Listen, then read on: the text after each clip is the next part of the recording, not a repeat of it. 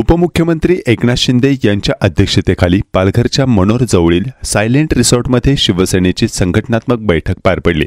या बैठकीला पक्षाचे स्थानिक आमदार विलास दरे, आमदार राजेंद्र गावित, संपर्क प्रमुख रवींद्र फाटक यांच्यासह जिल्हा प्रमुख उपस्थित होते।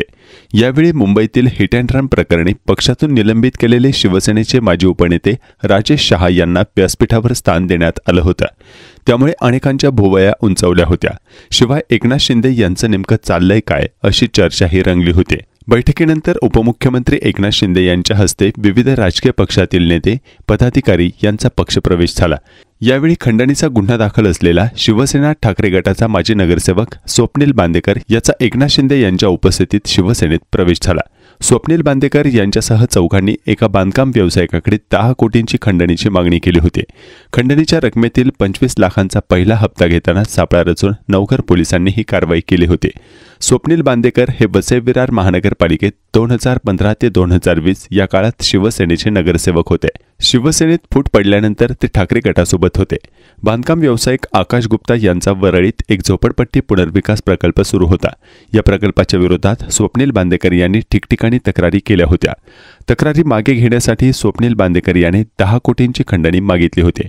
खंडणीच्या रकमेतील 25 लाखांचा पहिला हप्ता घेण्यासाठी बांदेकरच्या वतीने भाईंदर येथील बनाना लीफ हॉटेलमध्ये नवघर पोलिसांनी सापळा लावून याला अटक केली। त्यानंतर वसई येथून माजी नगरसेवक स्वप्नील बांदेकर तसेच त्याचे अन्य 2 साथीदार किशोर काजरेकर आणि निखिल बोलार यांना अटक केली होती। वसईमधील शिवसेना ठाकरे गटाचे माजी नगरसेवक स्वप्नील बांदेकर यांचा आज पालघर जिल्ह्याच्या शिवसेना संघटनात्मक बैठकीत उपमुख्यमंत्री एकनाथ शिंदे यांच्या उपस्थितीत शिवसेनेत पक्षप्रवेश झाला आहे। फेब्रुवारी महिन्यात यात स्वप्नील बांदेकर यांच्यासह चौघांनी एका बांधकाम व्यावसायिकाकडे 10 कोटींची खंडणी मागितली होती। खंडणीचा पहिला 25 लाख रुपयांचा हप्ता घेताना भाईंदरच्या नवघर पोलिसांनी त्यांना अटक केली होती।